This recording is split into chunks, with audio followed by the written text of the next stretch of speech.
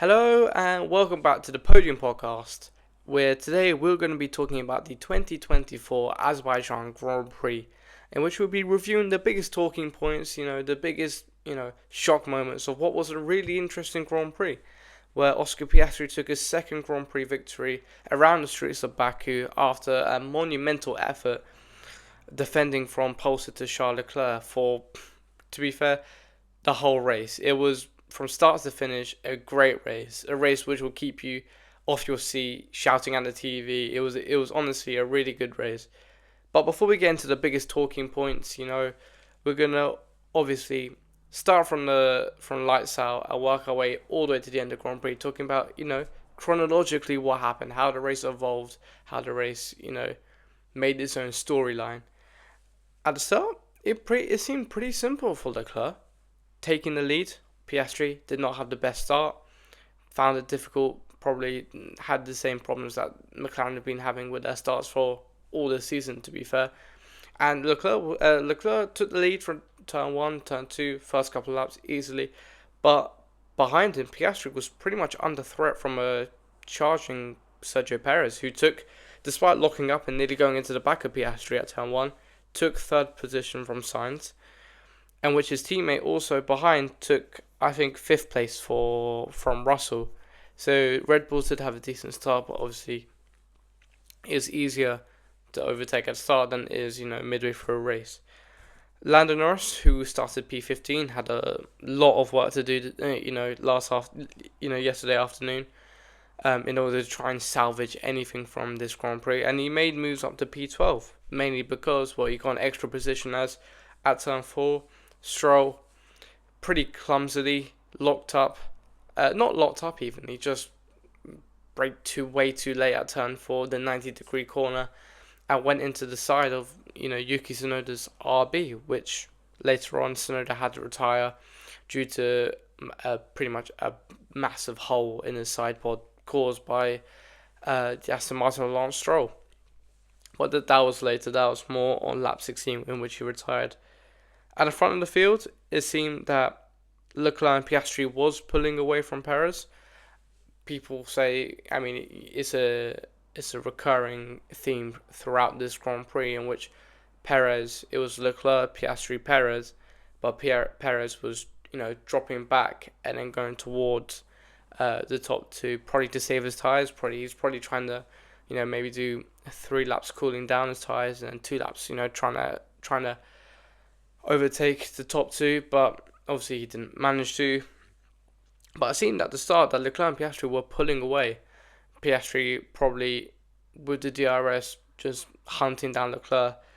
But as Norris overtook Oliver Behrman, who started in P11, for the P10 for a point on lap 8, Leclerc managed to get almost a 2.5 second gap to Piastri. Piastri was struggling in the first stint quite severely.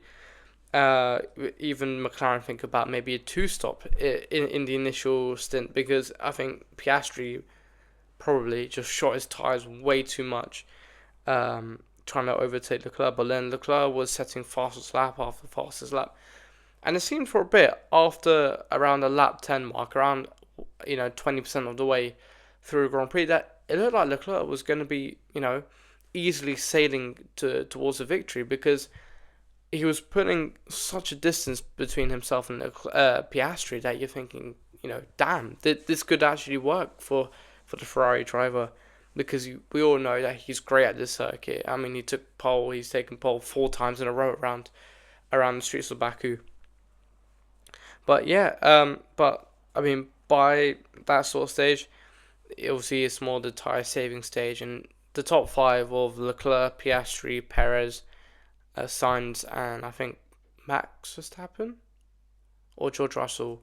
I think Max Verstappen.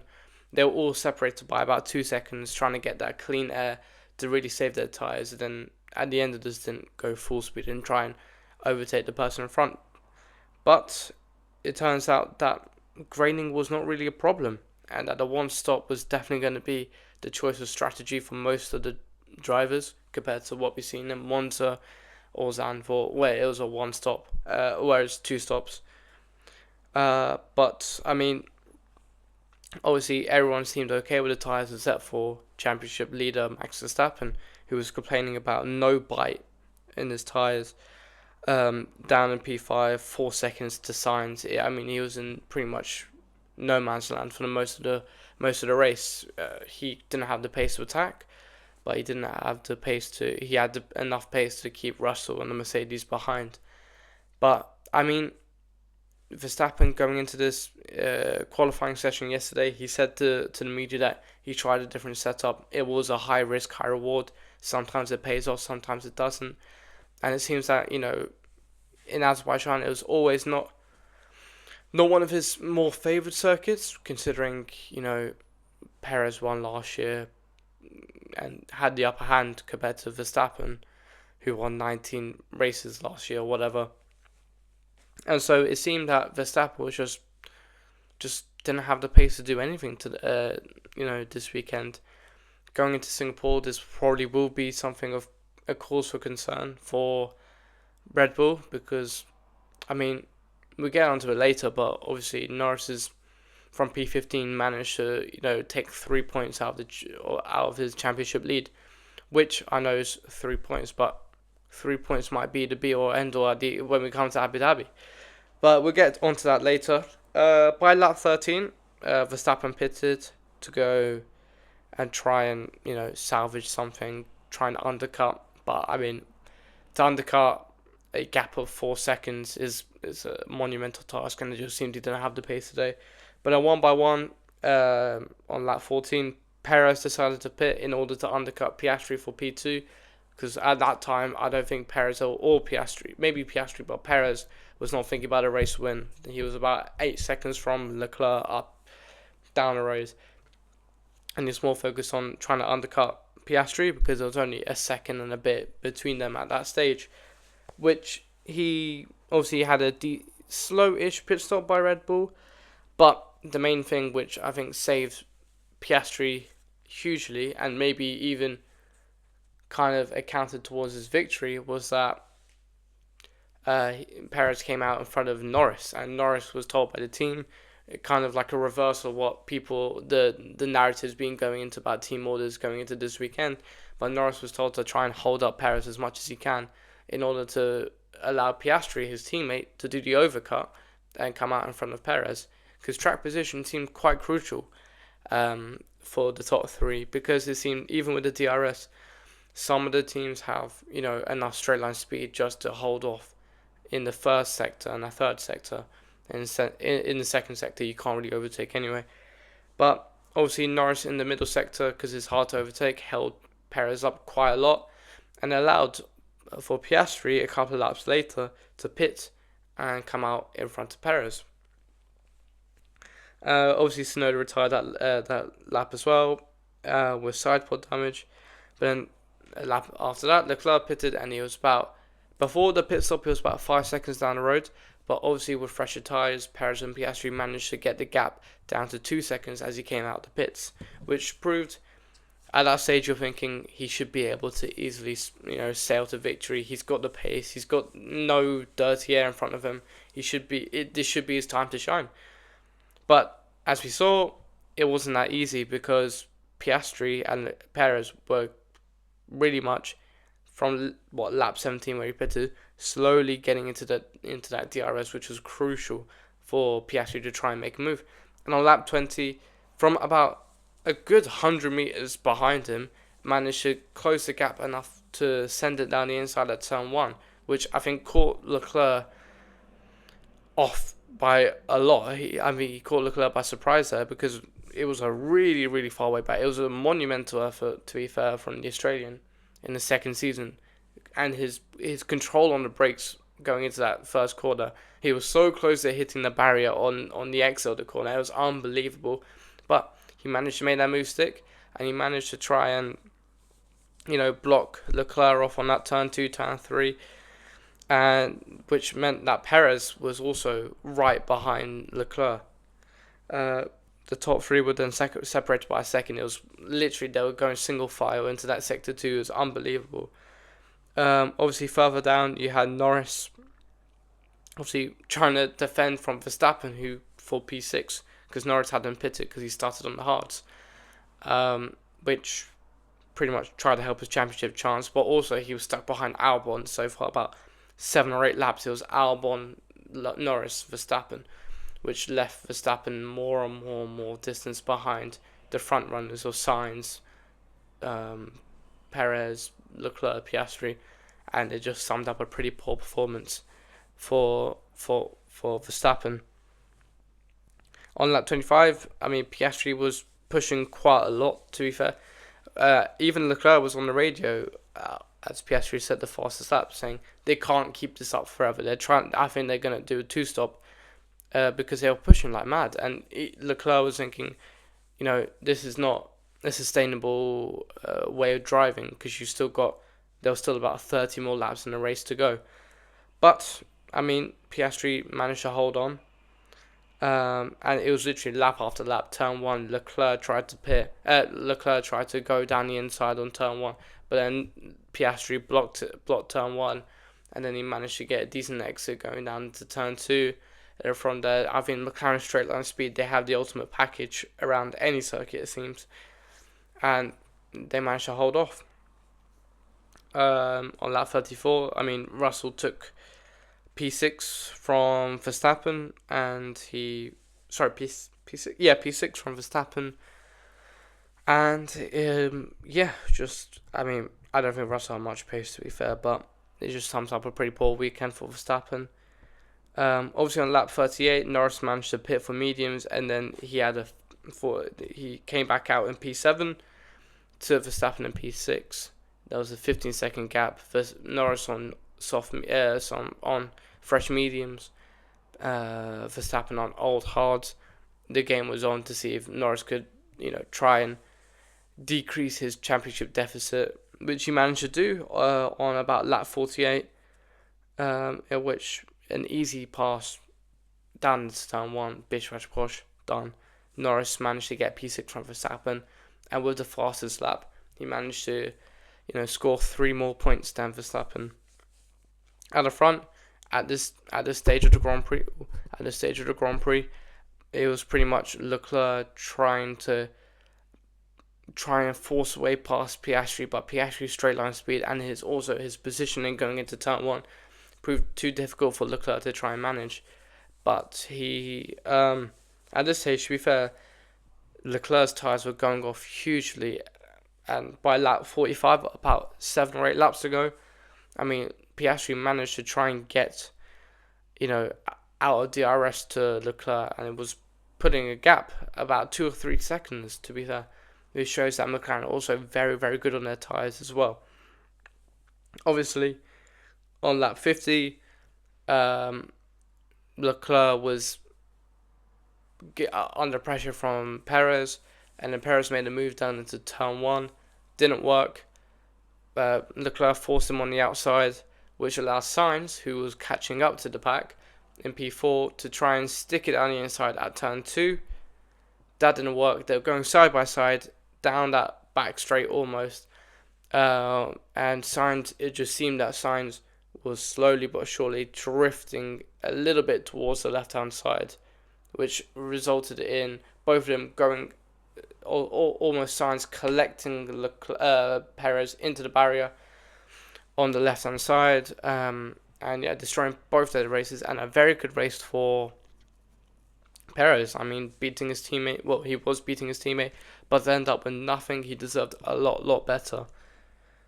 Obviously, this caused a virtual safety car, and it actually caused Behrman to go up to P10 to score, I think, something crazy. Like, he's the first driver in Formula 1 history to score on his debut with 2 different teams in the same season, which is a long old statistic, but it's still a great effort. It was a great drive. He managed to beat his teammate fair and square, out-qualified him as well, which, compared to my predictions, was obviously wrong, which we'll get into later.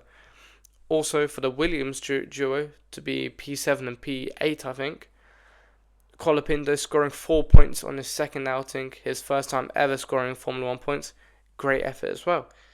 But ultimately, nothing could take away from a really, really, really well-deserved win for Piastri. And to be fair, also helping McLaren retake first place in the not retake but take first place in the constructors championship, which will move us on to our biggest talking points of the Grand Prix. Which I think, obviously, if you're gonna look at the Grand Prix and think, what would I remember? Of course, it's gonna be the three-way fight at the front of the field. What a fight it was! It was, I'll probably say, one of the closest fights we've had this season. I mean, top three separated by a second, if not under a second, for majority of the race. Some great driving, maybe not lap, obviously the crash, but some really, really well-deserved driving, well thought out, almost chess game like driving from each of those three. You had Piastri making sure that in turn one, if Leclerc was close enough to block off turn one, so that he would have a poor exit out of turn one into turn two, which means he couldn't, attack in the first sector of the lap. You had Leclerc trying to at the start of the race. Leclerc was the quickest. He was flying out in front, but it just seems in the dirty air that the Ferrari really struggles with his tyres. And McLaren straight line speed obviously proved that it was just difficult to overtake for Leclerc. And obviously you had Perez as well. Great drive from having a really, really poor start to the season, and just just being second fiddle to Max Verstappen, having all of this media debacle. Will he lose his seat? What's his future looking like? Does he deserve the seat? To come and out-qualify Verstappen, and to be into the penultimate lap, to be looking at podium place, if not the victory, is something really, really, really, positive for Perez in his side of the garage. I mean, I know this is probably one of his best tracks. He just has almost an affiliation with this Baku street circuit, being the only driver to win twice in his history. I mean, it's still a really, really, really positive outcome. And going into Singapore, I think they've got every reason to be optimistic. I mean, he's been there or thereabouts. I know Red Bull had a problem last season, but I mean, in 2022, he managed to win. And I think that they've definitely got some sort of... obviously, going into Singapore is different, but just taking this weekend, it's been a really positive weekend. Will they save a seat? I don't know. One race might or might not be the be or end all, and then DNFing also shows that he's got no points to prove his worth. Almost, he's come out with nothing. Yes, he was in the fight for the lead, where his teammate wasn't. But at the same time, he's unfortunately crashed, and that's just racing, isn't it? So I mean, which it'll lead on to our next part of the big crash at the biggest talking point of the crash at the end of the lap and at the end of the race. Unfortunate, definitely 100% unfortunate. It was, I would say, a racing incident. I'll probably say, look, it's the end of the race. There's fatigue kicking in. There's all this, visibility issue which the drivers have been complaining about all weekend, with the Azerbaijan sunset time being earlier and the race being held, almost late afternoon. But I think it was a racing incident. Obviously, you going in from turn one, Perez had that inside line and Sainz had the outside. Obviously, they were both going wheel to wheel into turn two. Both left each other a suitable amount of space. But then, at the same time, I do think it's a racing incident because you can blame it on Sainz or Perez. It was just a mixture of, I think, the track slightly bending left, and also Sainz, because you don't want to be on right at the edge of the racing track. It's still wide enough for 3-4 cars, and so I think it was a mixture of Sainz expecting Perez to move a bit left, and Perez not expecting Sainz to just be drifting over in order to crash, because at the end of the day, it's not really a place where people crash. It was quite unexpected, to be fair. It's almost like a Formula 1 on the game. It was almost like a crash that you'd have from there. But it was more, I think, a racing incident than anything else. And from what the racing stewards have said, I don't think anyone's been penalised going into Singapore, which I thought Sainz would probably get like a grid penalty probably, but nothing's been, obviously, there's been no penalties being given out, which is good. I think it was a racing incident, and I think it's something that both drivers would look at and be like, if that didn't happen, would I take a P3 and P4? Absolutely, but at the end of the day, that's with the help of hindsight. Unfortunate for both drivers, but that's racing for you. I'll probably say another talking point, which was great out of Baku, was the rookies. I mean, yes, they both had a considerable crash in free practice. Colapinto finding the wall in FP1 on the exit turn 4, just a rookie error, just, losing the rear a bit. And obviously, around street circuit, it's difficult. There's no room for error. And then Behrman at FP3, obviously going way too deep at turn 1 and trying to bail out. But obviously, rookie error again, not bailing out as much as he wanted to. And, awkwardly hitting the turn 1 exit barrier. That's racing. It's going to happen. All these rookies, is different from racing in F2 to F1. You see that with Antonelli. You're pushing too much. There's a lot of pressure. FP1 and Monza. There's a lot of pressure on these guys. It's one of their only chances to probably show that. Even with Behrman, I know he's got a seat for next year, but for Colapinto, there's still nothing decided yet about his future. He still has to prove his worth. And I think yesterday, out-qualified Albon. I know Albon had some sort of, obviously, cooling issue in the Q3, but still, being there or thereabouts with Albon, beating him in qualifying in a race, only being a couple of seconds behind him, really does show that he might be, almost a dark horse people didn't really realise. I mean, you look at his F2 track record, not the most, appealing compared to those of Lawson or Antonelli or, Bortoletto, Dragovic, who have been there or thereabouts, so being at the top 3. He's had not the best F2 record, but comes F1, he's there or thereabouts with his teammate. He scored 4 points on his debut. It's taken him 2 races to quadruple what Logan Sargent did in 1.5 seasons of Formula 1. It's really, really, really positive to see. And I think many people didn't expect this type of performance from him. He's not the most known from F2, but coming in, he's delivered a great qualifying session. He's delivered a great race. He's managed, his racecraft is there, his qualifying's there. Coming into the next part of the season, 8 races to go, there's every reason to be optimistic about him. And I definitely think come Singapore, it will be a difficult race, but he's already done it around a really, really difficult circuit like Baku. Why not try and get 4 points again in Singapore? I know the conditions are quite tricky around there, but there's every mean that he can definitely, do some damage there and get some points. Same with Behrman. Obviously, I saw it actually.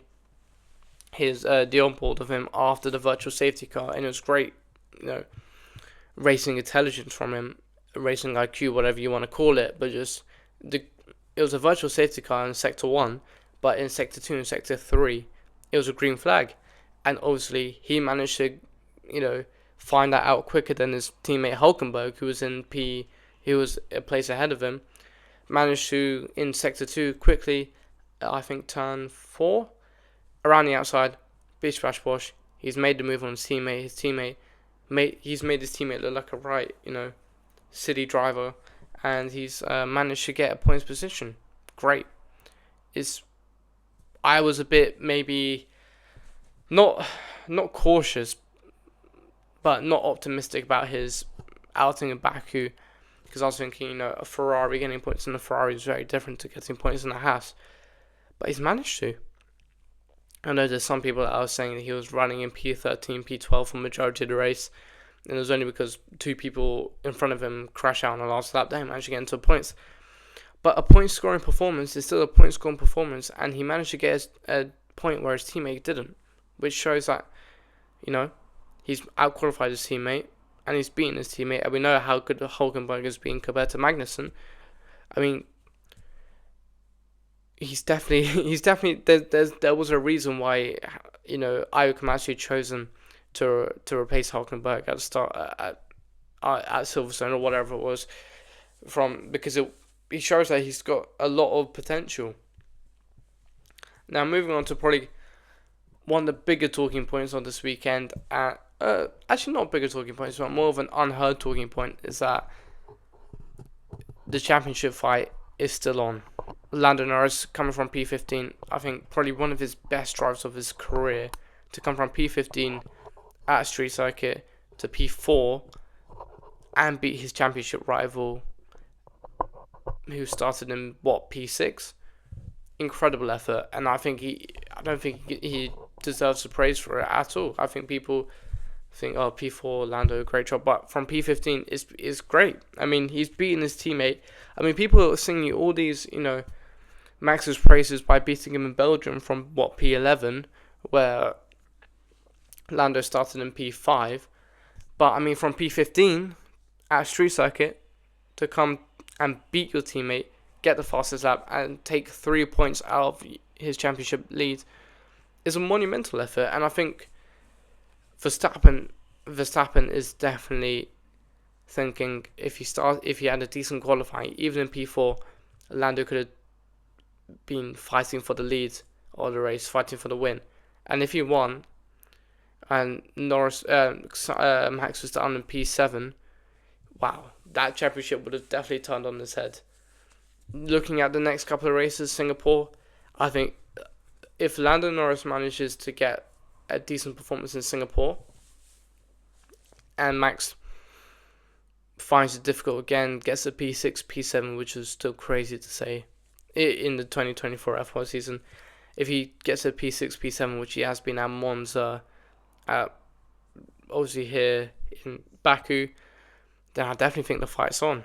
It's 58 points or something like that between the two. No, yeah, 58 points. Is 8 races to go. You got 3 sprint races as well. I mean, the fight's still on. And I think Max has definitely got a lot of areas to work on now. I don't think he's focusing on the race wins predominantly, but now I think he's focusing more on just beating Lando Norris each race. That's all he needs to do now. There's 8 races to go. Yes, there are some bogey tracks like Singapore and Vegas and even Qatar maybe that will come up. But Red Bull are strong at places like Brazil, Mexico, Austin. Austin actually maybe not. So it'll be interesting to see what Singapore will bring. But from this Grand Prix, it's definitely a cause for concern. And obviously now losing the championship lead in the constructors, so I think they've lost the championship lead since Spain 2022, which is a very, very long time. And it just shows the Red Bull dominance that they've been having. I think it's opened their eyes, and now obviously in the constructors they've got Ferrari as well to deal with, and I think it'll be difficult for them to even hold on to P2. I think P1's gone. I think that they're thinking now, instead of race win, let's just get solid podiums here and there, P4, P3, because if they keep on at this rate, P6 and P7, then, wow, I mean, it's on. The championship's definitely on, and it's making me, smile, because I'm thinking this is what F1's been missing for the past 2 years. And it's interesting to see. You're going into each weekend and you're thinking, who's going to win? Who's going to do this? Who's going to do that? And it's just great to see. Now moving on to probably not my favourite part, but probably your guys' favourite part of how I got my predictions all wrong. We're going to start with the qualifying predictions, which were okay-ish. I predicted Piastri to be down in P5, which is wrong. I think, wasn't it Sainz? No, not Sainz. Who was Russell? Let me just check. I think it was Russell down in P5.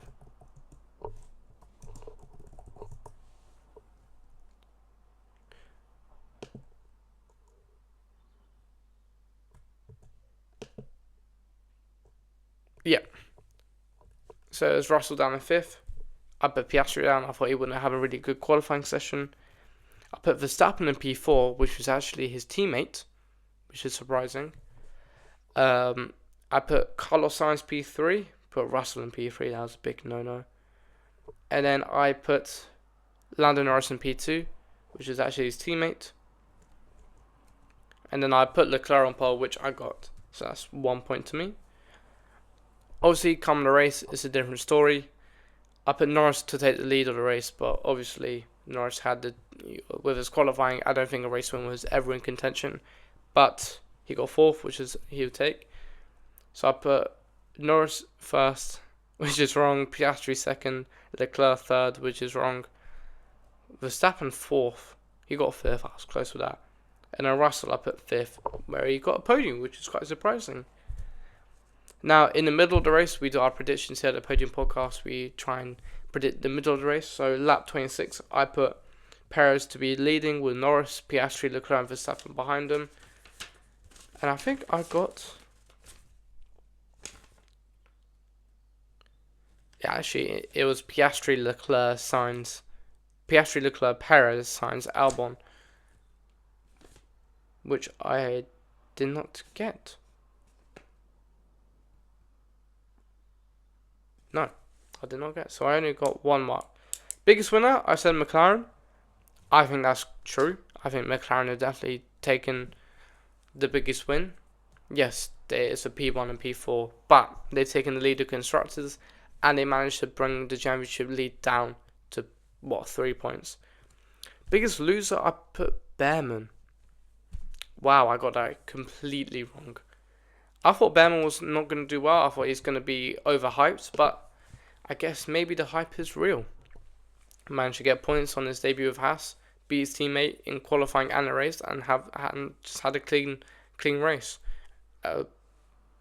Big L from me. Moving on, if we look at the championship, and I think is what are the biggest talking points of the championship. Oh yeah, I'll probably say the biggest talking points of the championship is obviously in the drivers' championship, the Williams duo have managed here to move themselves up to P13 and P19, with Colapinto scoring 4 points, and then Albon adding up his tally to 12 points. Obviously, Lando Norris is taking his championship lead, Max Verstappen championship lead down by 3 points, which means he's got a 58 point deficit to try and surmount in 8 races, I think 8 races, one of them. Leclerc has also closed the gap to the top 2, only being a 20 odd points behind Lando Norris. Piastri as well is quite close. Oh wow, the top 4 are really quite close actually. I mean, the top 2nd, 3rd, 4th are incredibly close by like 30 odd points. Perez has also moved down to P8 with Russell getting a podium and Perez DNFing, which means they're both on 143 points. In the constructors, obviously McLaren has taken the lead, the first time since Australia 2014. 10 years it's been since McLaren took the lead of the constructors. Williams have moved up to, I believe, P8 with 16 points, taking 8th place from Alpine. Ferrari have closed the gap to Red Bull as well, with now only 40 points between them, and Mercedes have dropped back quite a lot. There's now nearly 110 points between Ferrari and Mercedes. And I think that'll wrap up the biggest talking points from the championship, the Constructors and the Drivers' Championship. And last but not least, of course, you're going to have to rate the GP out of 10. I'm going to go for a solid 8 out of 10 for the 2024 Azerbaijan Grand Prix. I think it was one which threw up a lot of excitement and interest going into it. No one's gonna know who's gonna win, and I think Lando Norris starting in P15 and Max down in P6 allowed a top three, which I don't think we would have expected to fight coming into this week. Just if you look at a Piastri, Leclerc, Perez top three fighting for the lead within a second of each other in, I don't know, like a couple of races back, you'd be thinking, even in Monza, if you said that, you'd be thinking that's a fairly odd top three. But hey ho, it was a great race, great battling between the top three. Obviously no safety cars really to bring up like anything, but we didn't need it, to be fair. The racing was great. So I think that's going to wrap up the Grand Prix race review for Azerbaijan. Yeah, thank you for watching, and goodbye.